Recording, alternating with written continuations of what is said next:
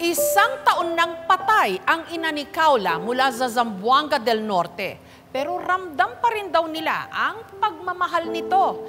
Lalo na nung aksidente nilang nadiskubre ang tila iniwan nitong pamana.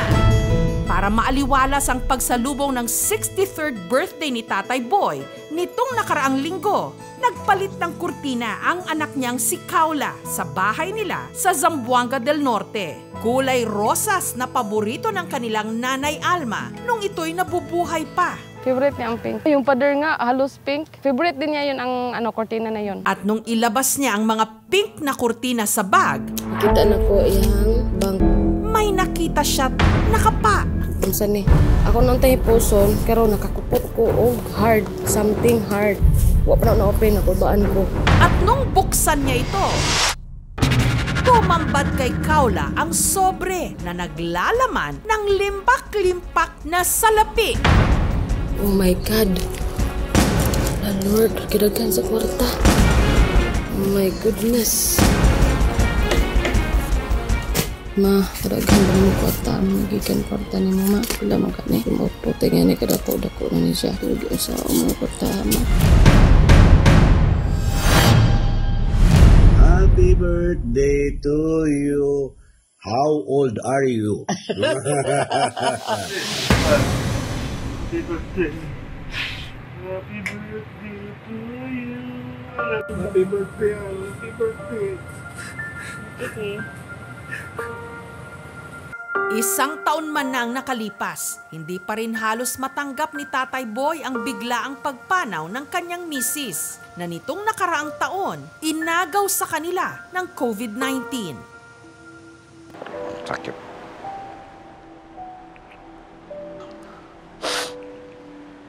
Lalo na ang hirap, sir, dahil nag-iisa ako sa bahay. Masakit talaga. Yung maiwan na tayo ng mahal natin sa buhay, yun ang pinakamasakit.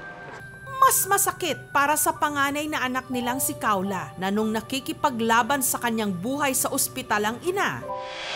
Nasa Saudi siya kung saan siya ICU nurse. Naka-tent lang si mama ko. Meron siyang mechanical ventilator.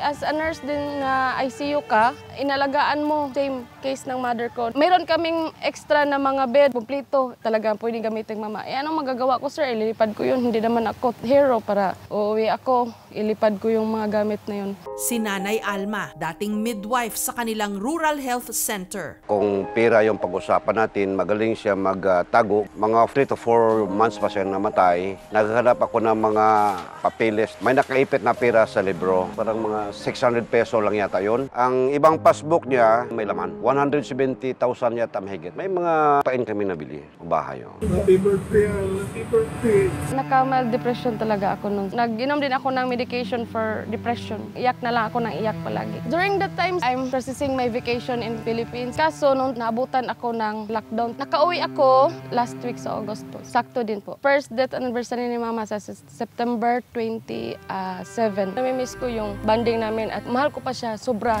Hanggang nito nga lang November 3, meron siyang nakita sa bag ng mga kurtina. Unsa ni? Ako nang tayo puson, pero nakakupot ko hard, something hard. Wa pa na open ako baan ko. At dito bumungad sa kanya ang tig-500 at tig-1,000 pera na nakabalot sa puting papel. Oh my God.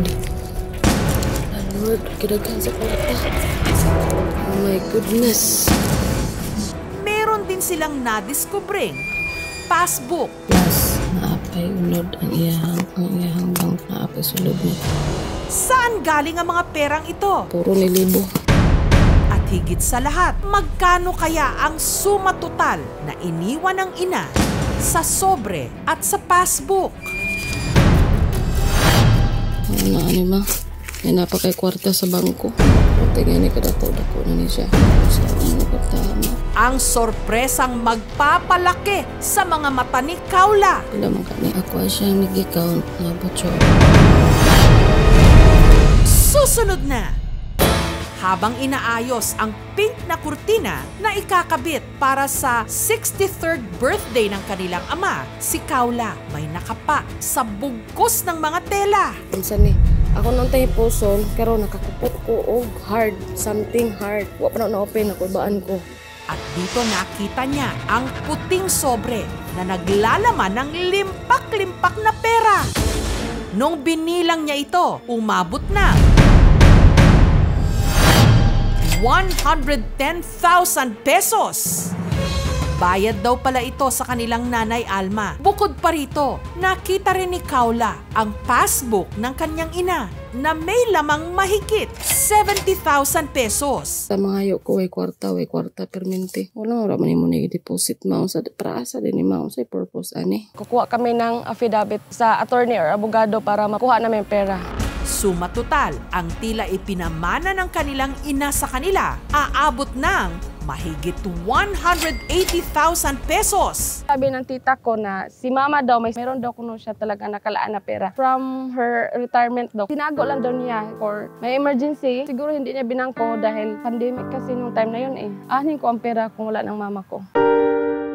Ang pera, plano nila ngayong ipampatayo ng pauupahan nilang kwarto. Another unit building, mga 4 rooms siguro. Yun ang pag-usapan namin po. Ako, malaki ang pasasalamat ko sa kanya dahil kahit nawala siya, pero parang iniwanan niya kami ng magandang pagkabuhayan namin. Wala man mo na i-deposit mao sa praasa din ni mao sa purpose ani. Plano namin sa pera na yon, after this sir, deposit namin yung pera sa bangko. Hindi kami magtitira ng cash sa bahay. Happy birthday to you. Talaga nga namang ang pag-aalaga at pagmamahal ng isang ina.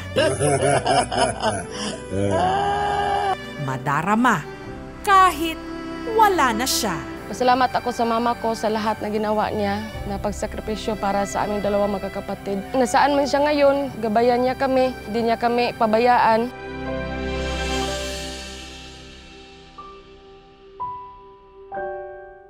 Thank you so much mga kapuso. Kung nagustuhan niyo po ang videong ito, subscribe na sa GMA Public Affairs YouTube channel. Don't forget to hit the bell button for our latest updates.